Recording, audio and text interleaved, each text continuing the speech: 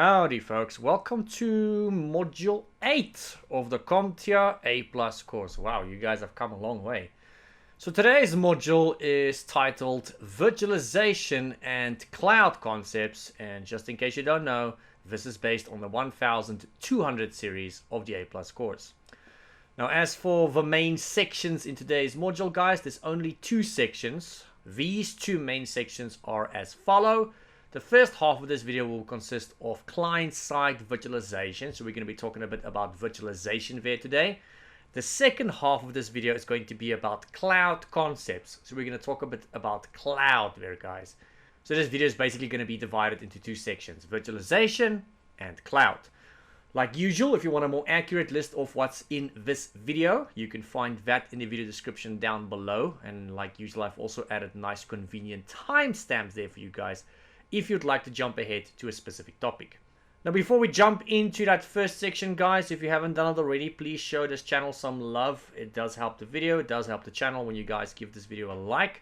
And then also, in case you guys don't know, maybe you've seen it, maybe you have not, at the end of this playlist there is a couple of practice questions videos for you guys, and I will be adding more as we go along. So those practice questions videos are custom made and they're meant to test you against the same objectives that's tested in the actual exam, and it will measure you on the same skills. So if you go to CompTIA's official website and you go check the list of objectives there, these practice questions are meant to test you against those same objectives as the actual exam. So if you can answer those questions, then you're already on a good start. I will be adding more as time goes along, depends on if I've got time to make them, but I will be adding more for you guys to help you guys out with preparing for the exam. So stay tuned for that too, maybe subscribe, otherwise you might miss it. Anyway, folks, like usual, without any further ado, let's jump into that first section.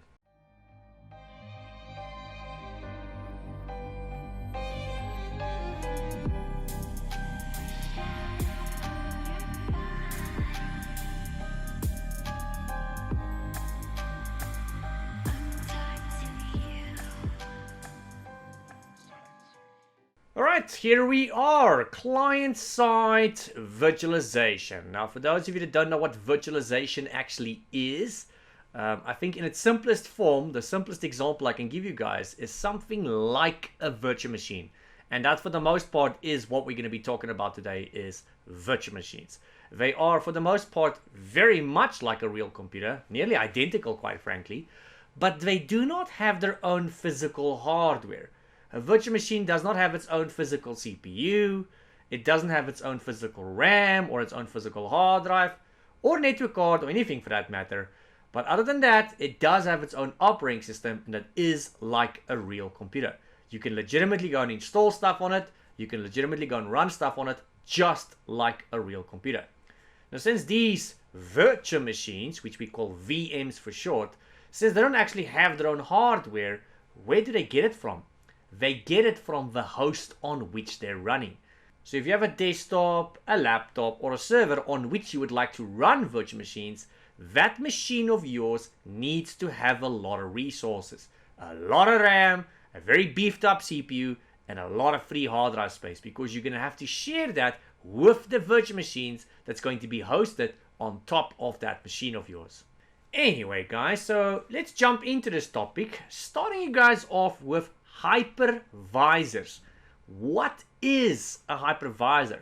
Now if you don't know, that is what we use to run these virtual machines, to create them and to run them.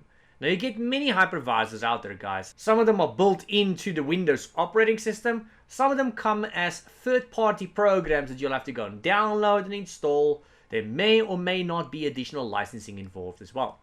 So if we come at this from a Microsoft Windows perspective, you actually get something called Hyper-V. Microsoft literally just took the word hypervisor and shortened it to Hyper-V, and that's the name they gave to their hypervisor. Not exactly very creative with the naming there, but hey, it's a hypervisor nonetheless. Now Hyper-V used to only be available on the server operating systems guys. We had to go and install it as a role on servers. You can still go and do that on servers. On the client operating systems, this will be things like Windows 11, Windows 10, Windows 8, Windows 7, we go backwards. It was not always available on the client operating systems. So according to Microsoft, this started becoming available on Windows 10 going onwards. but it's actually incorrect. If you guys were to go and check, you would find it actually is available on Windows 8.1. Please do not confuse Windows 8.1 with Windows 8. It's not the same operating system. I'm specifically stating Windows 8.1.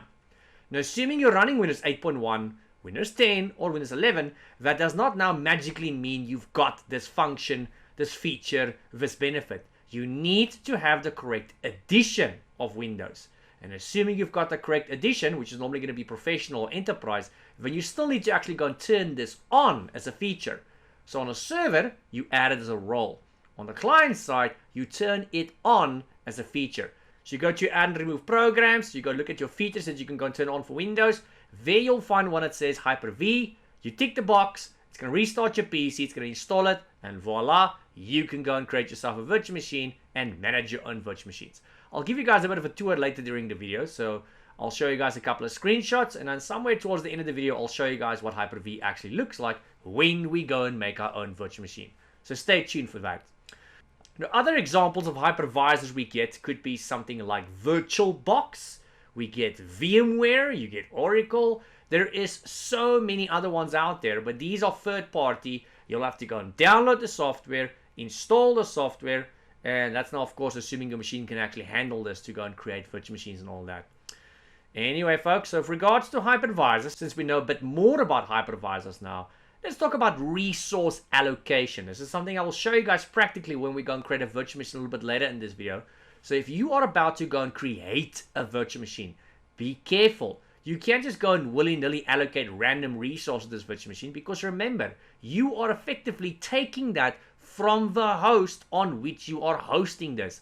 So make sure this host has got enough resources, and also check other things. Check if there's not maybe other virtual machines running on this host, because if there's other virtual machines running on this host, it could be that all the resources has already been used up, and by you adding another virtual machine, it's going to run out. It's just not going to have enough, and once it runs out of resources, guess what's going to happen? This machine is going to crash, and then you'll experience what is known as a blue screen of death. Some of you guys might notice as a stop error. Some of you guys might notice as a memory dump. Either way, it is something we do not want to experience. Something else I can mention here regarding hypervisors, something I did kind of sort of mention already, emulation. Not even sure if I'm pronouncing that correctly, but it basically means we are running something in a virtual environment. So when you go and run a virtual machine, that whole thing is emulation. And you're going to be able to go and install an operating system on there, its own little programs, and all of that. That whole setup is an emulation. Each and every one of your virtual machines, guys, can have its own operating system. And we call that a guest operating system. So the operating system that you install on the main computer, the real laptop or desktop or server on which this is running, we call that the host operating system, because it's running on the host computer. But any operating system you install on any of these virtual machines, that will always be referred to as a guest operating system. Please remember that for the exam, because that is something they will test you on the exam, guys. It doesn't matter what operating system you install. It could be Windows 7, could be Windows 8, could be Windows 11. It could be something that's non-Windows. This can be Mac, it can be Linux, it can be Android. It doesn't matter.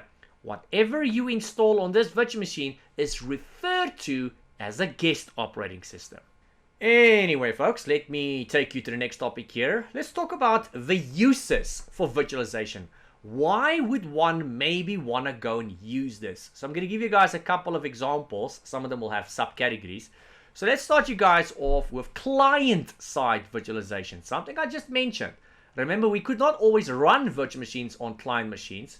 Well, we could, but you had to go and download and install third-party software like VMware, VirtualBox, and stuff like that.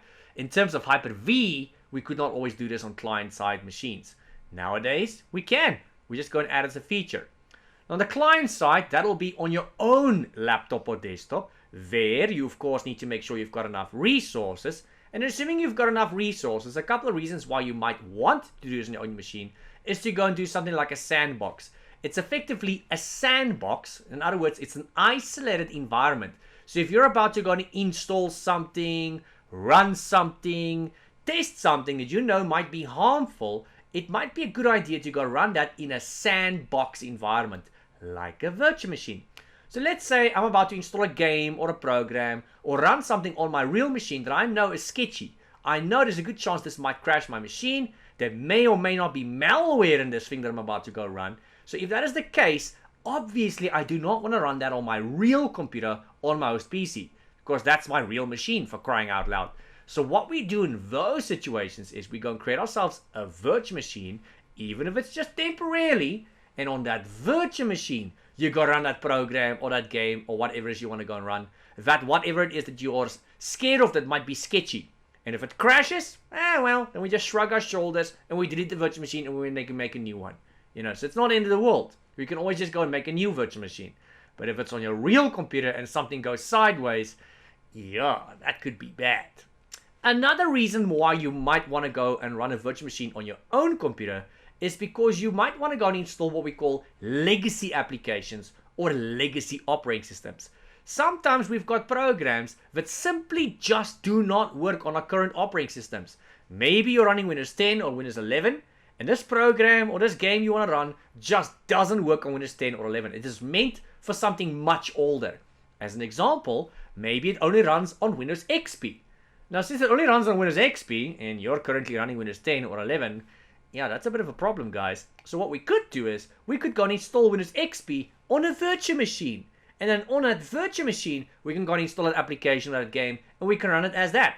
You can literally go run that virtual machine full screen, and, for the most part, people won't even know that it's a virtual machine. How cool is that? And of course, if you'd like to go and install a legacy operating system for whatever reason, you can go and do that too. Another reason, yep, there's more reasons, I've got lots of reasons why you might want to do this, is to test software across different platforms. So maybe it's not a matter of this application or this game only runs on old operating systems like Windows XP. Maybe you would just like to test it on a different operating system to see stability, compatibility, or whatever.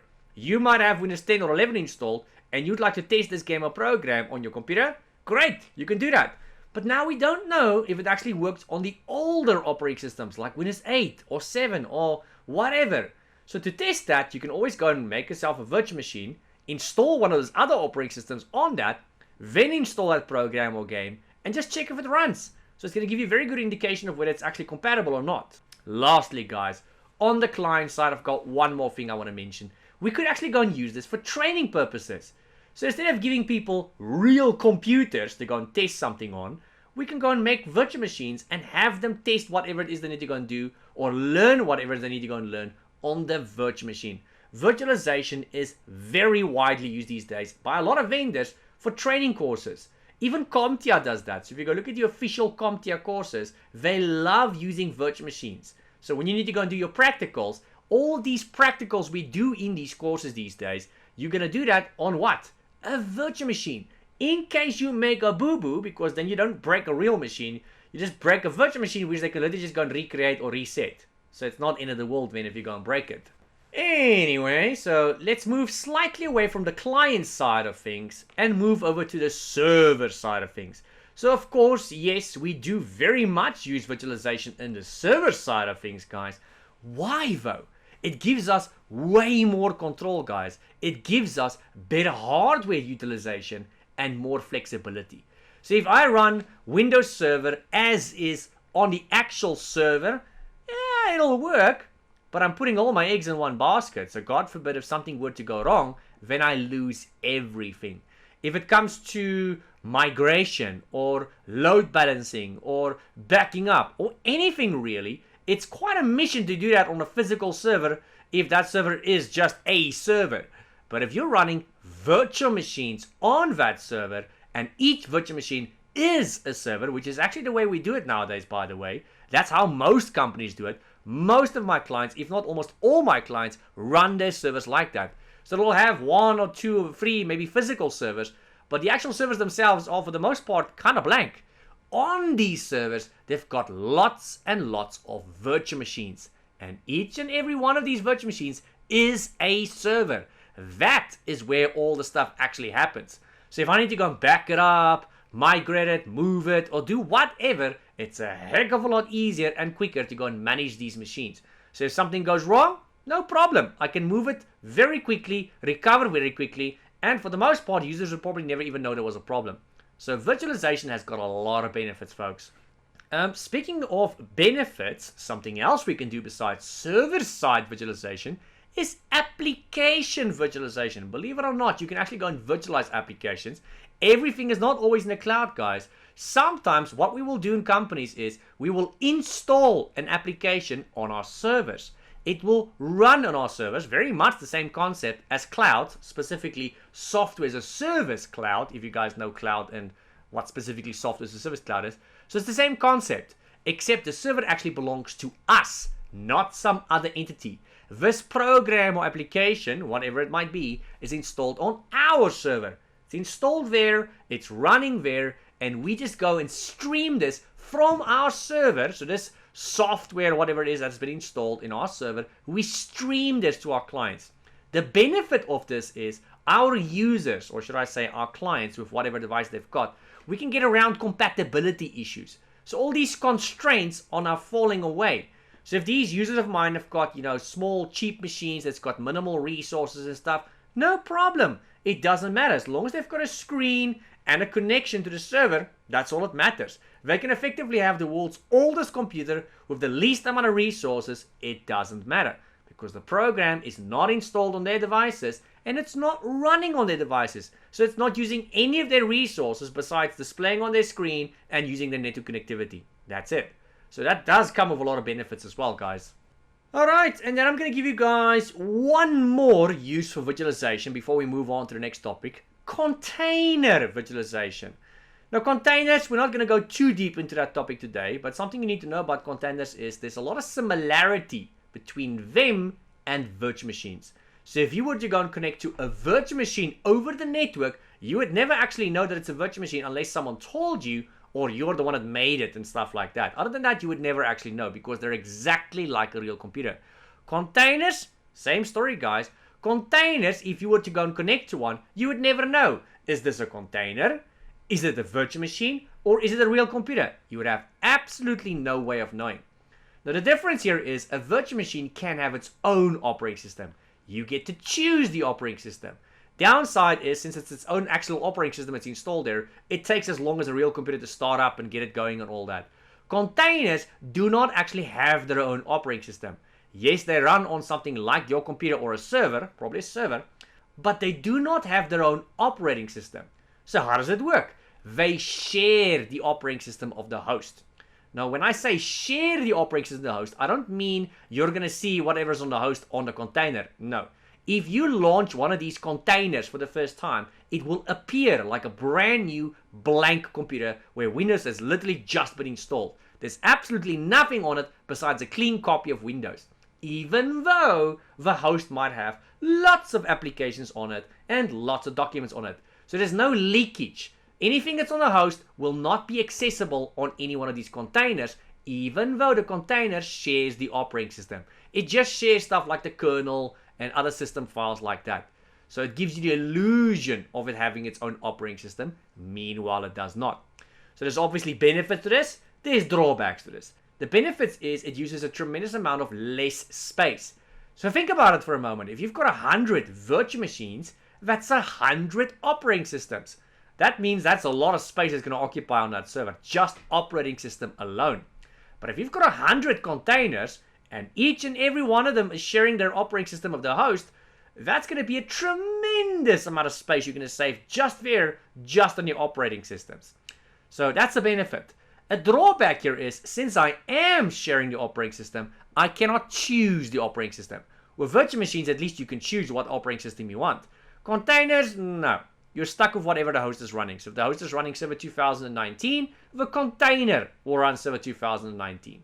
So with both virtual machines and containers, they have equal amount of benefits and equal amount of drawbacks. You're really going to have to sit down and decide which benefits you want and which ones you don't want. So a lot of companies out there will use exclusively just containers. Some will use just virtual machines. Some will use a mix of containers and virtual machines. But from my experience, I think the more common one is normally virtual machines. That's the one I more commonly find in companies. But of course, containers are becoming way more common these days, guys. It really is.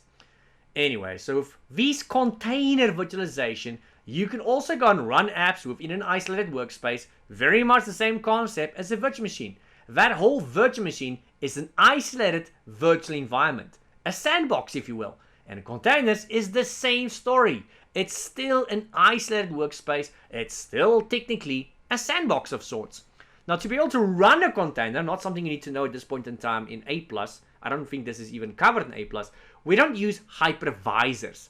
Hypervisors, like Hyper-V and VirtualBox and VMware, that is what we use to go and run and create virtual machines. To run and create containers, we use something called Docker.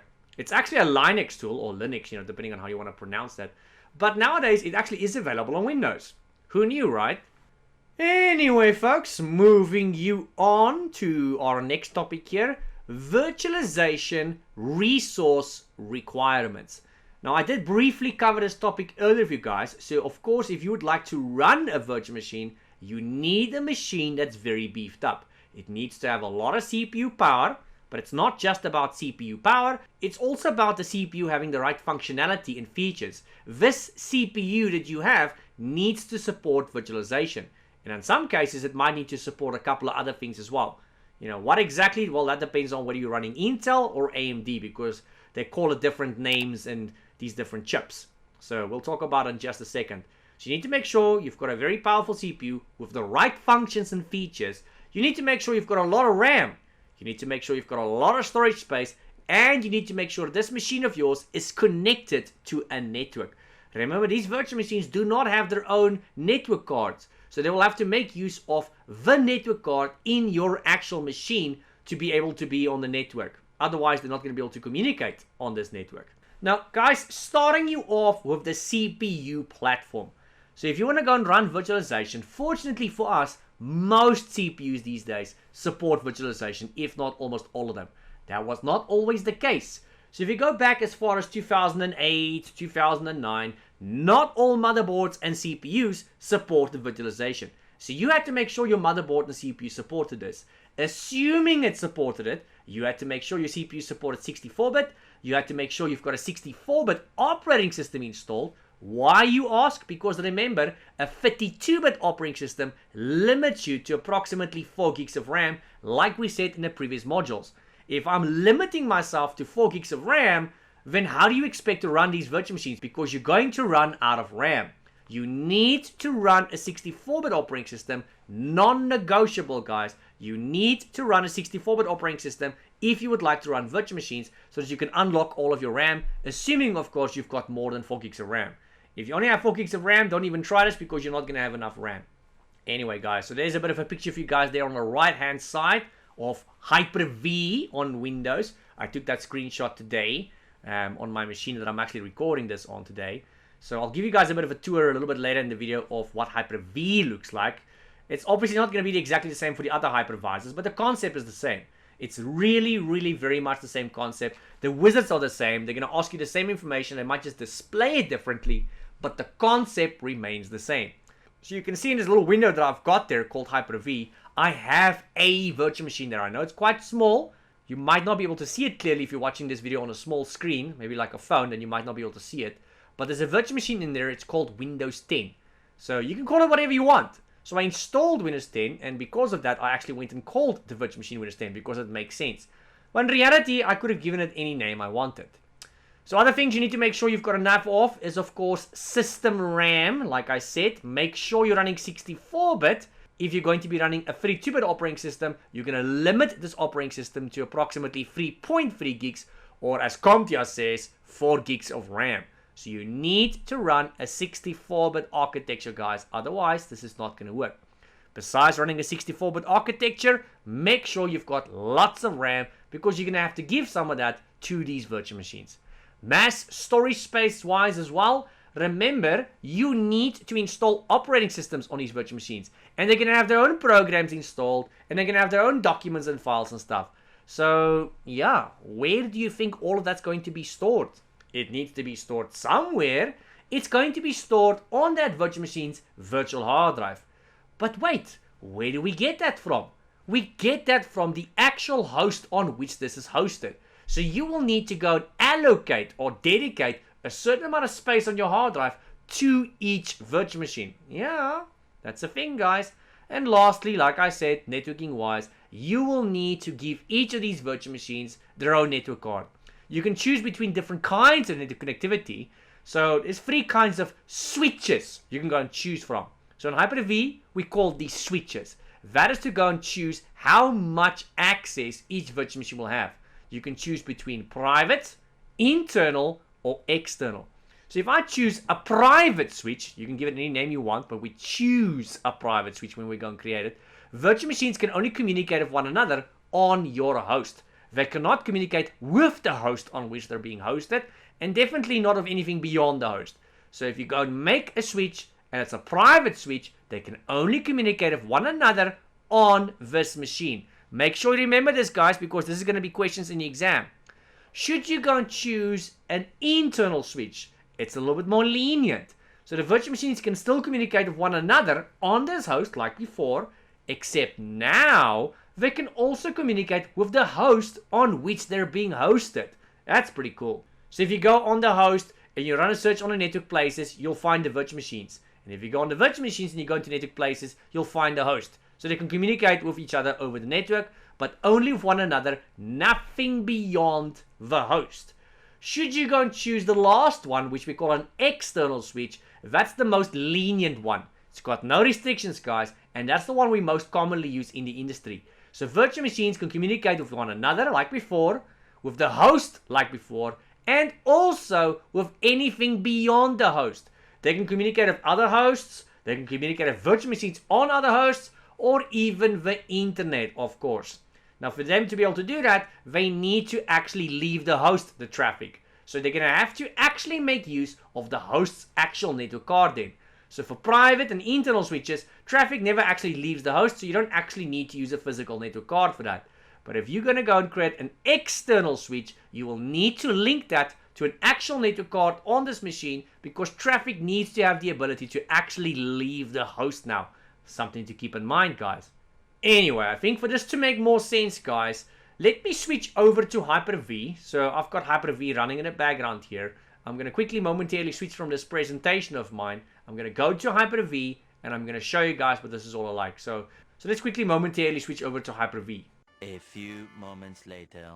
Alright folks, here we are on that Hyper-V I spoke of. So if you look at the date and the timestamps and stuff here, you can see that's the exact same screenshot that I took earlier. I literally took that screenshot today, just before I started recording and all that. And I figured, well, I need a screenshot, so let me take a screenshot. And I literally just went and took it in Hyper-V. Anyway, so there, as you guys can see, I've got a virtual machine. I can go make as many as I want. At the end of the day, I'm just limited by the amount of resources I've got.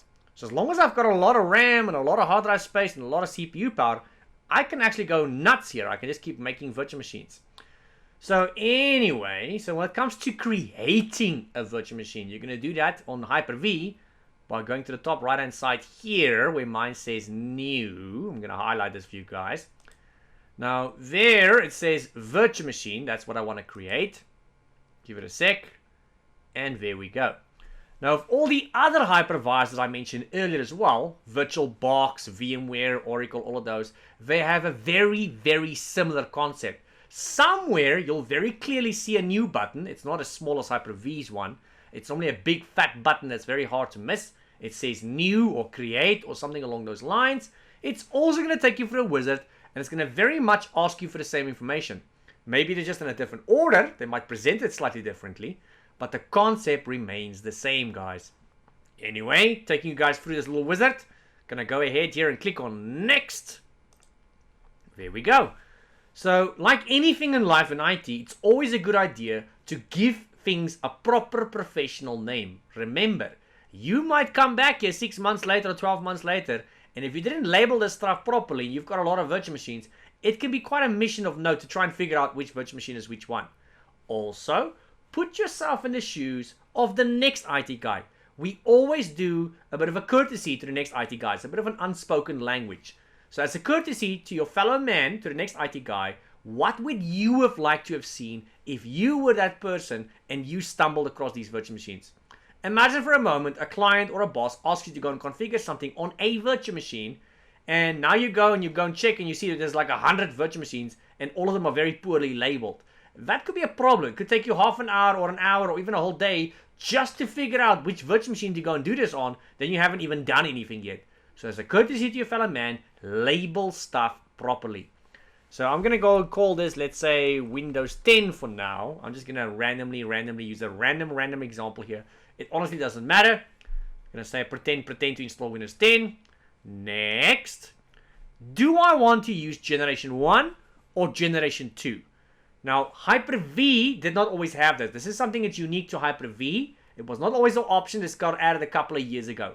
Generation 1 gives us access to old capabilities. Things that are considered legacy for the most part. Remember, legacy means old. Generation 2 gives us access to newer things. Now, a word of advice I can give you guys here is, if you have a lot of virtual machines in your environment already, and you're not sure what they are, I would suggest you choose Generation 1, because most companies made these virtual machines quite some time ago, and back then everything was Generation 1. So if they are running Generation 1, you ideally want to go and add a new Generation 1 virtual machine as well, otherwise you're going to have compatibility issues. For some reason, Generation 1 virtual machines and Generation 2 virtual machines don't play well together. I don't know why, they just don't. If you know for a fact they've got virtual machines that are Generation 2, sure, go and create Generation 2. If this is maybe your very first virtual machine you're creating, then also, of course, go Generation 2, because newer is usually better. But, I'm going to go and choose Generation 1 because 9 out of 10 times that's what you guys are going to be choosing. Generation 1 gives you access to things like having the ability to go and install 32-bit operating systems. Nowadays, nobody runs that. Generation 1 gives you the ability to have a BIOS. It might be virtual, but it's a BIOS. Generation 2, we use the UEFIs. I'm hoping I'm pronouncing that correctly. You can see here it says has UEFI. Probably pronouncing that incorrectly. Generation 1 gives you the ability to go and use the physical optical drives in the host to go and install something on the virtual machine. That is something we can no longer do in Generation 2 because, let's face it, when is the last time you've seen someone use an optical disc? We don't see that anymore. It's basically extinct. Generation 1 even gives you access to floppy disk drives. I mean, dear Lord. As if CDs wasn't old enough, you can actually go and use floppy disk drives in Generation 1 too. Anyway, so I'm going to go and click on that. Next. Here, I get to choose how much RAM I want to give this virtual machine. In other words, system memory. So from this point forward, we're going to have to ask ourselves a lot of questions, guys. The first question is, what am I trying to install here? What operating system? It's Windows 10. All right, cool. What is the minimum RAM requirement for Windows 10? That's my second question.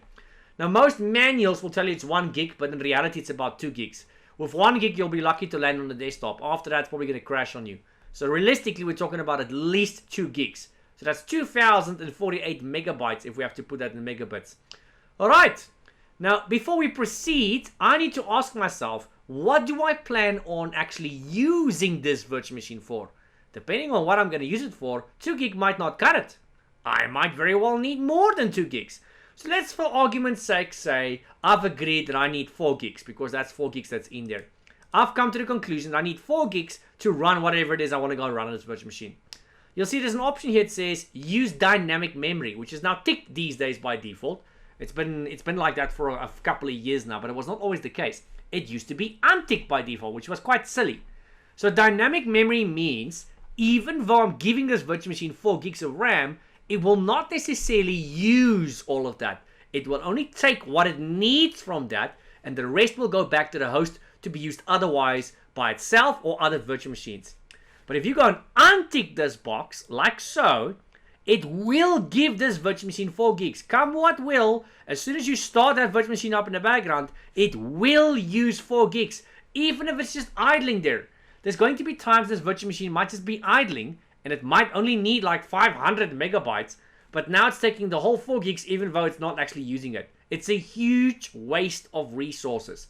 So by ticking the box, which is the default setting, it will only take what it needs from that. You are, of course, limiting it to 4 gigs, but it will only take up to 4 gigs. It will never exceed that. Moving on. Here you can go and choose a virtual switch. Now, if you want to go and make one, you can do it here on the right-hand side. You can see there it says Virtual Switch Manager. We'll get to that in a moment. So I don't have anything here at the moment because I literally just added Hyper-V today on this computer of mine. So here, if I have made other virtual switches today, I would be able to see them here. It doesn't matter whether they're private, internal, or external switches. It will show them with the name I've chosen. So what I like to go and do to kind of help myself remember what switch is what, if it's a private switch, I'll call it private network. If it's an internal switch I made, I'll call it internal network. It kind of reminds me what kind of switch I chose for that. But in reality, I can call this banana if I want to. I can call it whatever I want. So I'm going to get back to this later. You can always go and configure this later. Because I haven't actually made any virtual switches yet. This is the first time I'm doing this. I'm going to go click on next. Here, you get to choose the hard drive specifications of this virtual machine. So just like we had the ability to go and choose how much RAM it has, I can go and choose how much hard drive space it will have. So you'll see the first option here is to create a new virtual hard drive. And here, where I'm highlighting, I can go and choose how much space this virtual hard drive will have. So, yeah, unfortunately, I might not have that free space. And that's something I forgot to mention the RAM earlier. If you already decided, hey, you want to go and give this virtual machine 4 gigs of RAM, something I forgot to mention earlier, you need to go and check if this machine of yours actually has 4 gigs of RAM to go and give. Because you might not. Maybe I've got minimal RAM on the host PC. Maybe I've got other virtual machines on this PC, and I've already given all my RAM to those machines. So you need to go and check, does the host PC have enough RAM? If it does, go and check, is there other virtual machines on this host PC? And if there is, go and check how many of them are running. It could be that, yes, it might look like there's not enough RAM, but if they're not all running at the same time, then there might actually still be enough RAM, because the virtual machines only take RAM when you actually start them up. Now, hard drive wise, sorry, getting back to the hard drive side of things here, guys. Sorry, I forgot to mention some of those RAM things to you guys earlier. Hard drive wise here, do I have enough space? I don't know. So I need to first go and check what is the minimum hard drive requirements for this operating system I'm about to go and install. So considering I'm installing Windows 10, I don't know if you guys noticed, the minimum requirements for Windows 10 is 16 gigs if it's a 32-bit operating system. And let's face it, nobody's going to install that. And it's 20 gigs if it's a 64-bit operating system. Now that is without any drivers, without any updates, without any programs being installed, and without any documents and files being on this operating system. So realistically, we're probably looking at about 30 gigs, 40 gigs minimum. Probably more realistically.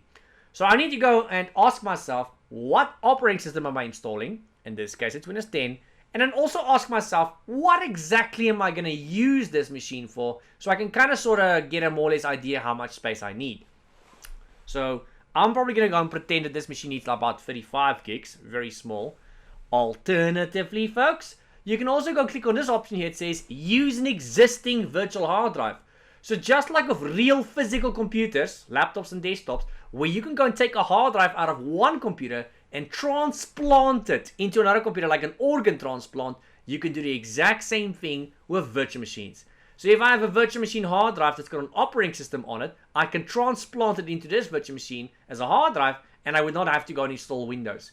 Or this could be a secondary hard drive that's a virtual hard drive. It's just got data and files on it. I can also go and transplant that just like in a real computer. Alternatively, the third option here is just to go and say, you know what, I'm going to go and add a hard drive later. So I'm going to go and say add a hard drive later. This is just to show you guys how the concept looks. Next.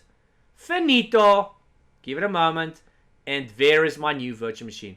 If I were to go and right click on this virtual machine, guys, and I go here to where it says settings, that's very much the same as flipping a computer on its side and taking off the side panel and peeking inside the computer case. What will we see? If we open the side panel of a computer case, you're probably going to see the motherboard along with all the other internal components. You're going to see the RAM, the CPU, or at least the CPU cooler. You'll see the hard drive, if there is one. You'll see the power supply, and so on and so forth. So if I click on settings, same concept, it's just digital. There, for example, I can see the RAM. I can increase the RAM or decrease the RAM, which is the same as adding RAM chips or removing RAM chips. If you look here under IDE, that is something that you also get with Generation 1. Generation 1 uses IDE, which is the old PATA, very old technology. I can go and add hard drives, add optical drives. Under network adapter, I can go and connect it to a network now if I want to, or later. I can add more network adapters, even two if I want to. So that way, to do that, you have to go here to the top where it says add hardware. Add hardware, and I can go and add things like a network card. So I can actually have 2 network cards on this virtual machine if I want to. So it might look intimidating, it might look confusing, but it's actually very simple. It's pretty much the exact same can of worms as literally just flipping a PC on its side, taking the side panel off, and simply just peeking inside, folks. Anyway, so if I close this, on the right hand side, there is the virtual switch manager I spoke of earlier that I said I would show you guys. So I'm going to click on that. Here you can go and choose between 3 kinds of virtual switches. So you can call them whatever you want. At the moment, I only have this default one. I didn't make that. So I'm going to click here. You click on the one you want. Let's say private. Create. You can give it any name you want. So I'm going to call this banana. Or I can call this private network. So I at least remember what the heck this is for. Private network. Apply. Okay. And if I go back in there, I accidentally closed that. There we go. So at any point in time, I can go click on this. At any point in time, I can change the name. I can even change what kind of network this is. So private, like I said, they can only communicate with one another, the virtual machines. Should I choose internal? They can communicate with one another and the host on which they're being hosted. But traffic still never actually leaves the host. Should you go and choose external? They've got no restrictions. They've got full access to the outside world, which means they need to be able to somehow communicate with the outside world. How? They need to use the host's actual network card. So in this little drop-down list, that's why we're seeing a drop-down list, you can go and choose which network card you want to go and use in this machine. Most PCs only have one. I've got 2. So funny enough, this is actually a desktop PC that I'm using today. It's not a laptop, but it's got a normal Realtek graphics or network card there as well. That's for RJ45, ports or cables, normal network cables. That's my Wi-Fi adapter. This desktop PC actually has a built-in Wi-Fi network card as well. Pretty cool, right? So that's this because this is a gaming PC. It's a very high-spec gaming PC that I'm actually on today. Alright, so yeah, now that I've got it made, all I need to do is click on apply and OK, but it's probably going to give me an error. Yeah, there we go. So something to keep in mind, guys. I don't recommend you make a network card or delete one or change one while your stuff is running. Always do this after hours. Now, if it's your own machine, you can probably go and do this whenever you want. But in an actual company environment, especially on servers, never create a switch, delete a switch, or change to or from a switch during working hours. Especially if it's got to do with external. The external ones are the ones that gives you these errors. So I'm going to click on no. It's probably because I clicked on external. So if I click on private, nothing's going to happen. You see, nothing happens. But if I go here to Virtual Switch Manager and I try to switch to external and I click on apply, you see what's going to happen here. It's giving me an error. So external is the most dangerous one. Internal and private doesn't really do anything. But if you're going to switch to external from external, or if you're going to go and delete an external or make an external, anything regarding external will drop the internet on this PC momentarily. Sometimes just for a couple of seconds, sometimes for minutes. It doesn't sound like a big deal, but let me tell you, if you're running an actual server in an actual company environment, and that server is hosting lots of virtual machines, all of which are servers, mind you, if the internet drops for a couple of minutes on the host PC, it will drop for a couple of minutes on all those virtual servers. That could cost this company millions in damages. Never, ever do this in working hours. Always do this after hours. Preferably over a weekend after hours, I would suggest. So I'm going to click on no, cancel. So if I go to my virtual machine from earlier, guys, and I right click on it and I go back to settings, which is the same as opening this case, you'll see now if I go to network adapter, it still says not connected. But now I can go and choose that network of mine. So if I choose it, that's the same as plugging a network cable into this virtual machine. So just like of a physical laptop or desktop, we can go plug a cable in, you can go and unplug it and plug another one in. It's the same with virtual machines. With laptops and desktops, you can also go and connect and disconnect to Wi-Fi's. This is the same. It's like disconnecting from one wireless frequency and connecting to another. So pretty cool, right? Anyway, guys, so that is a little bit about Hyper-V. This is one example of a hypervisor. There's, of course, other ones out there as well. Very, very much the same concept, though. Anyway, let's go back to that presentation. Alright, guys, back we are. And here is a new topic. Virtualization security requirements. So there is a couple of things you need to keep in mind with regards to virtualization. And this is going to be the last things we're going to be talking about with regards to virtualization. And then I'll move you guys on to the next main section, which is about cloud.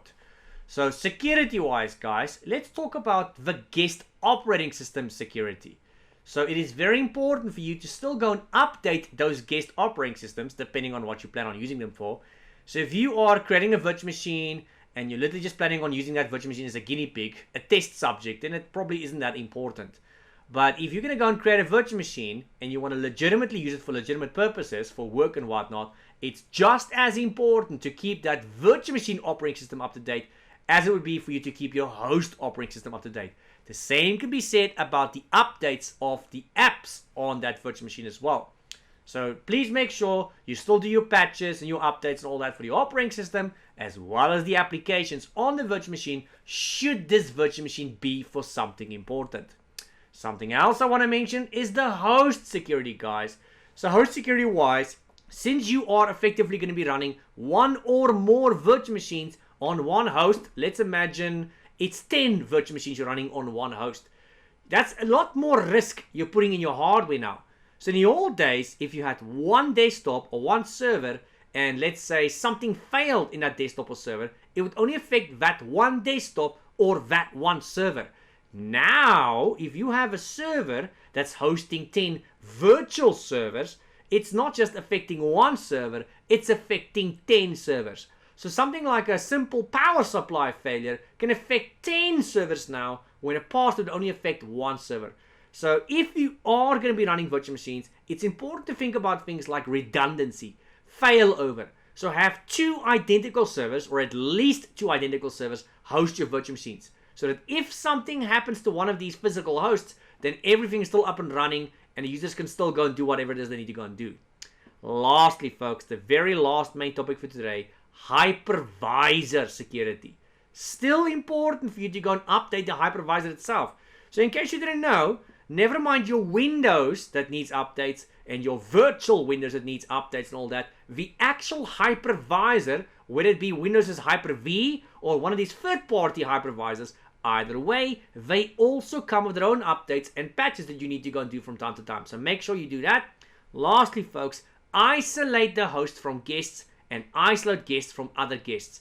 So if you have multiple virtual machines, usually your virtual machines will be isolated from the host and they'll also be isolated from one another. Make sure you keep it like that. If you ever have a situation where one of your virtual machines gets compromised, maybe there's ransomware or something on it, we only want that one virtual machine to be compromised.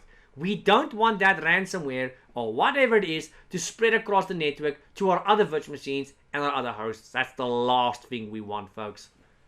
Alright, folks, finally we reached the end of the first main section. Wow, it was quite a doozy.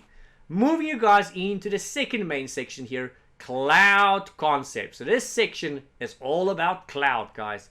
So I'm going to jump you guys right into the topic of cloud characteristics. I can't always pronounce that word, but I think I'm pronouncing it correctly. Characteristics. Oof. I'm really trying to say it slowly now because otherwise my tongue just gets into a knot here.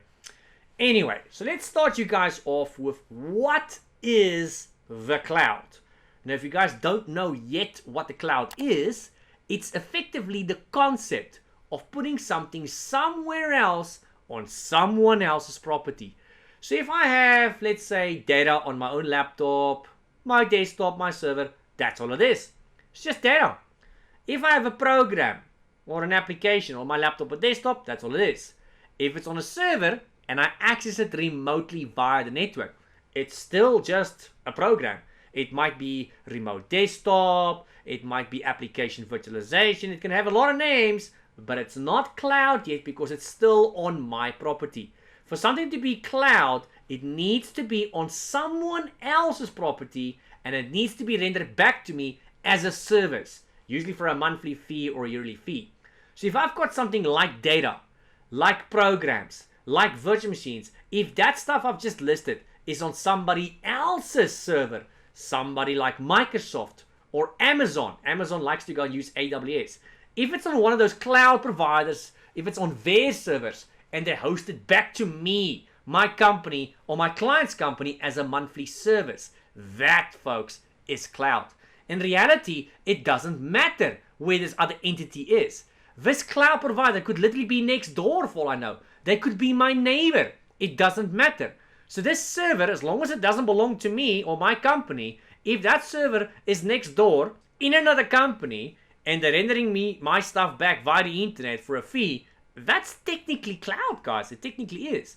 Usually, yes, the cloud provider will be someplace very far away, probably not even in the same country, never mind the same city. So they're going to be someplace very far away, most likely in a different country. Might be the same country, might not. Very unlikely to be in the same city as you. So as long as it's on somebody else's property and it's rendered back to you, that is cloud. Now, cloud-wise, folks, you get three main categories. The first of which is private cloud. Private cloud is the one where you've got the most control. Private cloud is if you, your company, or your client's company has their own data center. Now, please do not confuse a data center with a normal server room. Absolutely not the same thing. A normal server room is normally quite small and very limited in functionality. A data center is normally massive. Now, these data centers are really expensive, downright ridiculously expensive. So that is one of the obvious drawbacks about private cloud, the cost factor. It is so expensive, you might have to go and sell a sibling to be able to afford this. Really expensive. Benefits, yes, there is luckily a couple of benefits, is you've got a lot of control. So if you're fortunate enough for this data center to belong to you, you've got control. You can literally walk in there and you can do whatever you want. Now, unfortunately, if we do have access to a data center, it very rarely belongs to us. You'll find that companies will go and rent space in a data center. They'll take their own little server to that data center and they'll slide it into one of those racks and they'll pay like a rental fee to go and have their server in those racks, perhaps. Still gives you benefits like control and whatnot. Maybe not as much as they would like, but still. Then we get what we call hybrid cloud, guys. I'm going to get to that in just a second. And then the third one is public cloud. Public cloud is when everything is 100% online. Anything you would normally have on premises, whether it be servers or whatever, it's fully and totally online in a cloud, totally on somebody else's property, somewhere else. Now, the reason why I skipped hybrid there for a second is because hybrid is a combination of private and public. So if I have some stuff on premises and at the same time I've got some stuff in a cloud, and let's say as an argument I've gone and linked these two somethings or synchronized these two somethings with one another, that would be an example of hybrid. An example of this in everyday life would be Active Directory. So many companies out there have what we call hybrid Active Directory. They still have their old school traditional Active Directory on premises, but at the same time, they have now acquired Active Directory in the cloud on something like Microsoft Azure. That Active Directory used to be called Azure Active Directory, but nowadays they call it Entra ID. So they've acquired themselves Active Directory in the cloud, and they have synchronized that with the Active Directory on premises. This gives them many, many benefits. Yeah, there's a couple of drawbacks, like the fact that it's going to cost them more. But other than that, it's just benefits, benefits, benefits all the way. Now, folks, in terms of public cloud, there's three subcategories, three types you need to be aware of. There's actually many subcategories, but there's three main ones you need to know. These three main ones, which I'm about to mention, are the most common ones. They are the main ones and the most commonly used ones. They will ask you about all three of these in the exam. You can expect multiple questions about these three things in the exam that I'm about to go and mention. So make sure you make notes, or make sure you remember this. If need be, come back to this video later on and go specifically to this timestamp where I'm about to go and discuss this. This part is especially important in the exam because I guarantee you it's not just an exam. There's lots of questions about this topic in the exam, guys. Anyway, like I said, there is other subcategories, but they're not discussed in this course, and it's not something they'll ask you about in the exam. So these three common ones is the only ones you need to know. So the first one, folks, is infrastructure as a service, commonly known as IaaS for short. Infrastructure as a service is the one where we've got the most control. With all forms of public cloud, you're definitely always going to relinquish some level of control. I mean, at the end of the day, remember, this is on somebody else's property. So you are going to have to relinquish some level of control. Infrastructure as a service is the public cloud form that where we've got the most control here. An example would be a virtual machine. So if you have a virtual machine on your own laptop or desktop, your own server, we've got full control and we call that infrastructure. It's just infrastructure. But if you were to go and take that virtual machine that you had on premises and you upload its virtual hard drive into the cloud, onto some place like Microsoft Azure as an example. If you upload its hard drive or better yet, you go and create this virtual machine from scratch in the cloud. That would now be an example of infrastructure as a service. Now, virtual machines in the cloud, since we're on this example anyway, I can go and choose a lot of things, guys.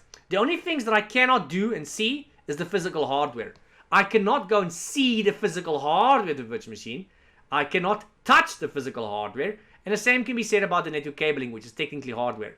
I cannot see the network cables. I cannot touch the network cables. I cannot see the hardware of the server. I cannot touch the hardware of the server.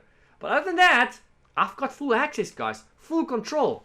So with this virtual machine, I can choose exactly what CPU it needs to have. How many? Yes, you can have more than one CPU per virtual machine, in case you didn't know. I can choose how much RAM it needs to have. I can choose how big its hard drive needs to be, how many hard drives, how fast the hard drive needs to be. I can choose on what network it needs to be, how many networks it needs to be on. So I have full control over that. I just can't physically see it or touch it, but I've got full control still over that. And once you've chosen everything you want for this virtual machine, it's going to, of course, install the operating system. And I can choose any operating system my heart desires. It's going to install that on the virtual machine. And once you log into that virtual machine, you've got full outright control. So infrastructure as a service, guys, you have a lot of control. Moving on of our list, we get something called platform as a service. The more I go on of this list, the less and less control we will have. Now, platform as a service, folks, is commonly known as PaaS, platform as a service. So this basically refers to stuff that we don't want to do and don't have time to do, and the cloud provider, in this case Microsoft, whoever, they've gone ahead and they've done it for us, and they're selling it back to us as a solution. That's in the simple terms. And this concept extends to everything in real life, actually, even, guys. There's a lot of stuff in real life that we don't have time to do, we don't want to do it, and somebody will go and then do that for us and sell it to us as a solution. An example, cloud-wise, of what this could be is Active Directory. This could be SQL. Now, I think Active Directory is probably a more simple example. So if we look at Active Directory on premises, guys, that's a lot of work. Especially if you want to go and create a brand new one. You would need to go and buy or build a new physical server.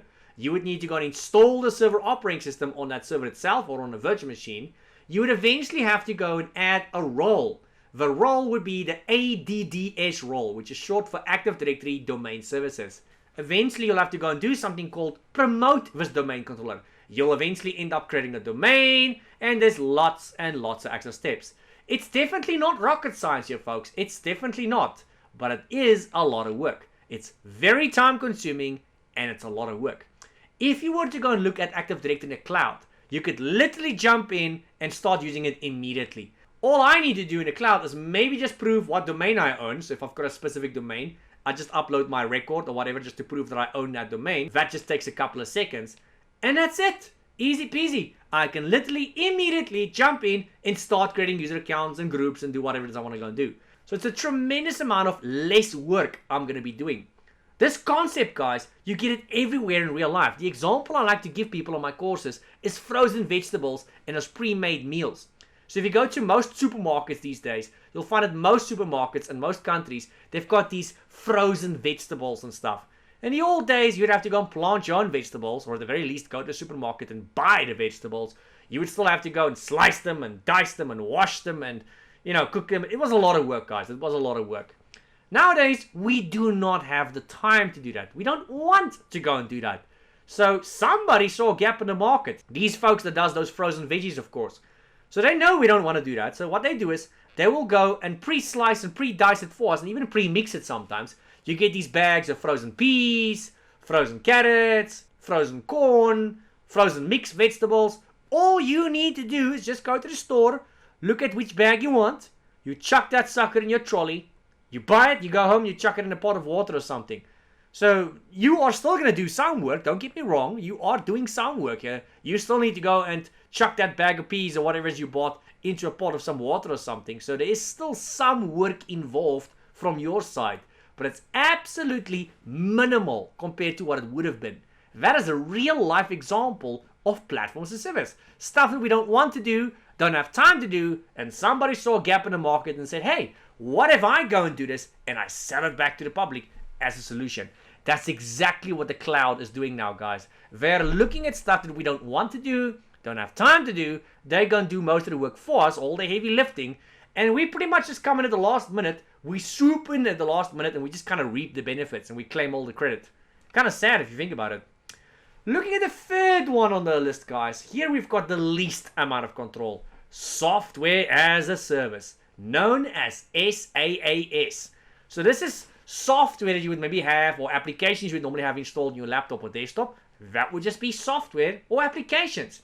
But with software as a service, this software, or whatever it is installed somewhere else, it's running somewhere else, and it's just displaying to you or the user on the screen via the internet, possibly via browser.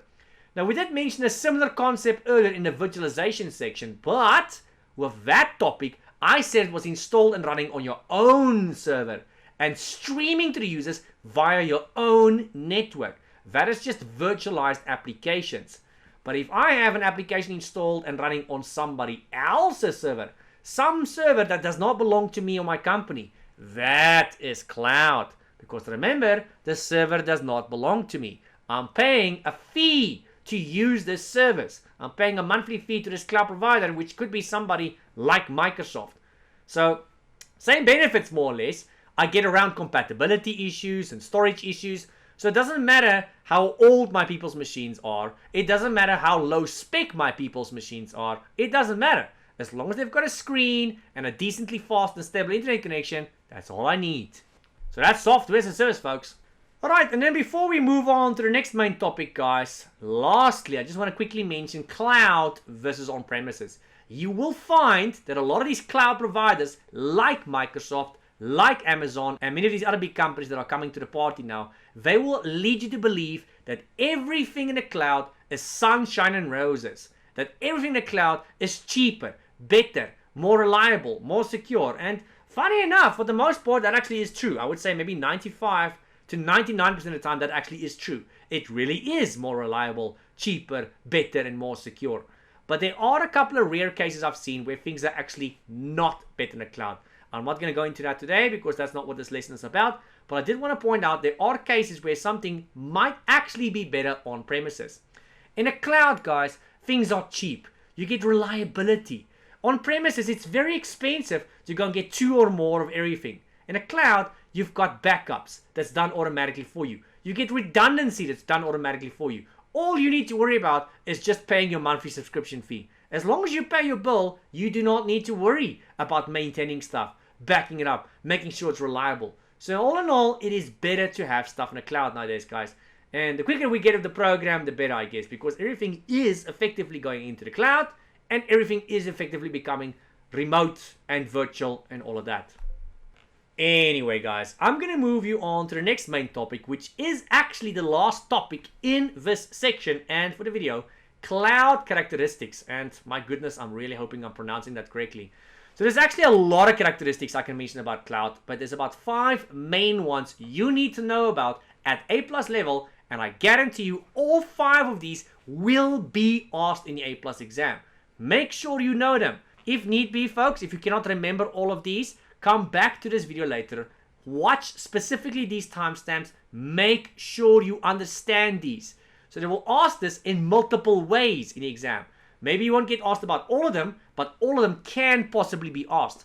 So the exam pool of possible questions is approximately 300 to 500 possible questions. Out of that pool, you will randomly get 70 to 90 questions. And in that pool, all 5 of these are in that pool. They ask you about all 5 of these in multiple ways. So there's guaranteed going to be questions about this in the exam. The question is simply, how many will you get and exactly which ones? But all 5 are in the pool.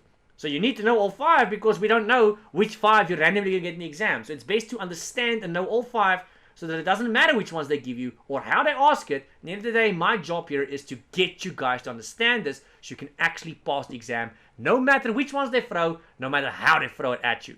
That's my mission. Now, metered utilization, folks. Starting with the first one here. Metered utilization.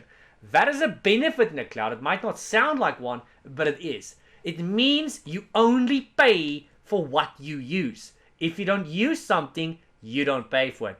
So if I make a virtual machine in the cloud and it's running, as long as it's running, I'm paying for it by the minute. They've got per minute billing.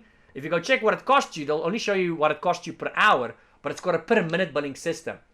Now, even though you might have a very high spec machine and it might be running day and night, you'll find it still works out way cheaper than running that exact same virtual machine on premises. It's almost always cheaper to run this stuff in the cloud.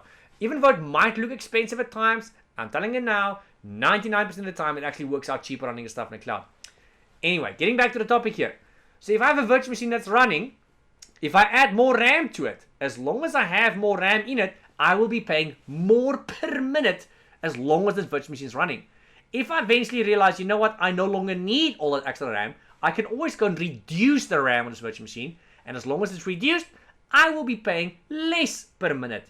And maybe it's December holiday period, and I realize, you know what, everybody's no longer working at the moment. Everybody's on holiday for the holidays at the moment. Let's turn the virtual machine off. If you turn something off, you pay a lot less, sometimes zero. And if you really don't need something, you can even go and delete it. If you delete it, it doesn't exist. And if it doesn't exist, you don't pay for it. That is something we can't always say on premises. On premises, if you need a server, you need to go and buy it. And then you're stuck with it. It sometimes costs millions for these servers. If you need more resource in the server, let's say more RAM, you'll have to go and upgrade it. That takes time and it costs money. Once you upgraded it, you are stuck with it. You can't go and downgrade it again. So yeah, it's always better in the cloud. Another cloud characteristic, guys, is high availability. Now, I wouldn't say we don't have this on premises, but most of the time we don't have this on premises. And if we do, it's not nearly as good as what we can offer in the cloud. The cloud, usually most of these cloud providers, like Microsoft, they give you a 99.9 uptime guarantee. Now, I don't have a calculator open in front of me right now because I'm busy with this presentation, but that equals to about 4 to 8 hours downtime per year. That might sound like a lot to you guys, but trust me, as somebody that's been in the field, I've done this for 20 years, it is nothing.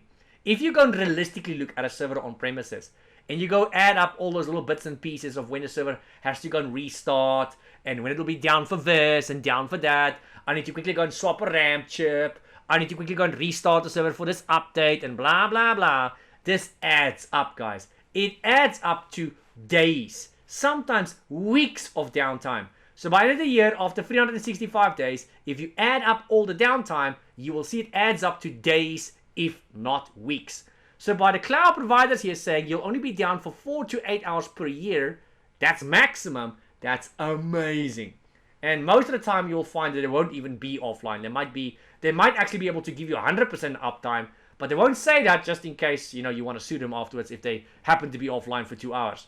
So, to avoid being sued, they're going to say 99.9, but realistically, they're probably going to be online 100% of the time. The third characteristic about cloud, folks, is scalability. Now, scalability is absolutely something we can have on premises, and we do have it on premises. But on premises, it's very tedious. It's impractical. It's expensive. It's time-consuming. So if you don't know what scalability is, folks, it means you can go and upgrade a server with more resources, like adding more RAM, or I can go and add more clone servers. So you get different kinds of scalability. You get what we call scaling up, which is also known as vertical scaling. That means we add resources to a server, like adding RAM. So that's scaling up, or called vertical scaling. We're adding more RAM. Then you get what we call scaling out. So instead of adding resources to a server, I'm instead going to add more servers. So where I might have had just one server, I might have 2 identical servers now.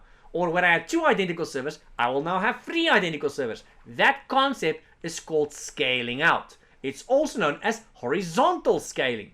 Now, can we go and do scaling up and scaling out on premises? Absolutely. But it's very time consuming, guys. You need to go and order spare RAM chips or whatever now. That takes time. That's assuming you don't have any on premises, but most of the time we do not. So you're going to have to go and order this stuff. Or if you need an extra server, you're going to have to go and order a server. You may or may not have to go and build a server. This could take hours, days, or weeks sometimes. Sometimes this takes months. And maybe the budget doesn't even allow it. So it's going to take a tremendous amount of time. It's going to cost you a lot of money to get this done. And let's not forget, you will have downtime most likely. So if I need to go and upgrade the RAM in that server, guess what? That's downtime. We do not want downtime. In the cloud, you don't have downtime. On premises, you'll have downtime. And downtime equals a lot of money, guys. Now, the cloud, if we go look at scalability, it's nearly instantaneous. If I need to go and upgrade a server with more RAM, for instance, that can happen in a matter of seconds. And I do not need to turn it off in the cloud. On premises, you need to turn that server off. In the cloud, I do not need to turn it off. I can almost instantaneously upgrade the RAM and almost instantaneously downgrade the RAM if I no longer need it, which means I'm going to pay less. On premises, it's not instantaneous. There's going to be downtime, and you'll have to plan for that downtime. So if I'm running out of RAM right now in the middle of business hours, I can't just go and turn the server off because people are using it. I will have to arrange downtime for after work and blah, blah, blah. It's excruciating, guys. If we look at the fourth characteristic of cloud, rapid elasticity. Oh, and then guys, if you need to go and add more servers, that can also be almost instantaneous. You can spool up new servers nearly instantaneously or very, very flippant quickly in the cloud. Anyway, folks, looking at the fourth characteristic, rapid elasticity.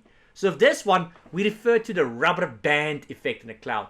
You can very quickly and nearly instantaneously add resources and remove resources as needed. Very similar to the scalability we just spoke of. So if I need to quickly go and add more RAM to a server because it's about to crash, you can nearly instantaneously do that. If I later realize, oh, you know what? I don't need all that RAM anymore. Let me go and decrease it because it's going to save me some money. You can almost instantaneously do that.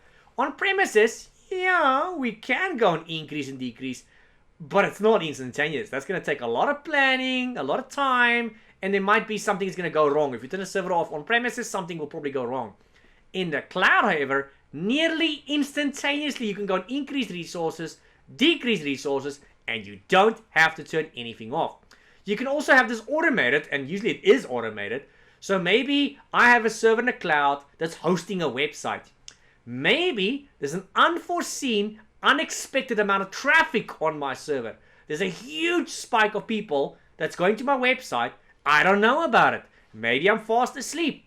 Now the problem with that is, if I'm not awake, I cannot go and increase resources, which means it could potentially eventually crash. What could happen here is, the cloud provider, they will actually go and increase resources for you automatically as needed. So if they see demand goes up, they will increase the resources for you automatically. I mean, how cool is that? If they see demand goes down, they will go and decrease resources for you automatically. Now, if you're concerned about cost, since I did say you pay for what you use under meter utilization, you can go and specify a cap, a limit, if you will. So you can go and tell the cloud provider, yes, please, increase and decrease automatically, but do not exceed this cap or this limit in monetary value or in, resource value. You can go specify a cap of sorts in monetary value or in resources. Lastly, folks, the last characteristic I want to mention with regards to cloud today, shared resources.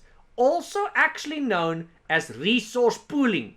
So this is called shared resources. It's also called resource pooling. It means I'm sharing a server with other people out in the world. So if you don't know what I'm talking about, if you have a virtual machine that's running, let's say, on the cloud provider server, that server on which your virtual machine is running, there's lots of other stuff from other random entities in the world also running on that server. So you could be sharing a server with 100 different other people or 100 different other companies. So you are not alone on that server of Microsoft. And these cloud providers, they've got many servers, guys. Like really stupid amounts of servers, these cloud providers. So at the end of the day, you are still sharing a server with somebody out there. Now, if you are paranoid about that, if you are concerned about things like data leakage, other people on that server getting hold of your data, that has never happened that I'm aware of, and I don't think it will happen. I mean, at the end of the day, we're talking about massive entities like Microsoft here, guys. They've got massive security budgets, and the guys that work there, they've obviously got massive skills. But if you are still paranoid about this, if you're willing to throw enough money at the problem, you can go and get yourself a dedicated server. It's like anything in life. If you're willing to throw money at the problem, you can go and get yourself a dedicated server or dedicated anything, quite frankly. Anyway, folks, we have finally reached the end of this module. Can you believe it? So this is quite a doozy, this one. Only 2 main sections, but it was a lot that had to be said. And unfortunately, there's a lot of stuff in the exam that comes from this specific module. So this module in general is very, very important for the exam, folks. Anyway, I hope you've enjoyed this module. I hope you've learned something from it. If not, maybe you need to go and rewatch some of those timestamps. I wish you guys the best of luck with your exam. And before we disappear, if you guys haven't done it already, please give this video a like. I did put a lot of effort into this video, guys. So give the video a like. It does help me out when you guys do that. If you would like to know when Module 9 comes out, or when I upload some other things like practice questions, maybe consider subscribing. Then at least you'll know when it comes out. Alright folks, special thank you and shout out to all of you sponsoring this channel, supporting the channel. I really do appreciate the donations and stuff you guys are doing in the background. If you would like to support me and this channel some sort of way so I can keep making videos like this, you can find that information in the video description down below, guys. I'd really appreciate it if you guys do that. And with that being said, here's the list of some of the PayPal donations coming in, guys. Thank you very much for making those donations. And here is a list of the Patreons. Unfortunately, the majority of the Patreons decide to stay anonymous, so they are not actually on this list. But if you guys decide to become a Patreon, there is additional material on my Patreon that's not on my YouTube that actually does help you prepare for the exam even better, just FYI. And if you do become a paid Patreon, I will normally ask you, do you want to have your name displayed here? Or you can reach out to me. You can choose the name that gets displayed here. Or, of course, like most of my Patreons, you can decide to stay anonymous. Then you just won't be on this list. Lastly, folks, my channel does have a Discord server. So if you'd like to join that, maybe join a study group, ask me questions, ask other people questions, or answer somebody's questions related to this course or any other IT course, you're welcome to go check that out as well. Alright folks, I will see you on Module 9 of the CompTIA A+ course.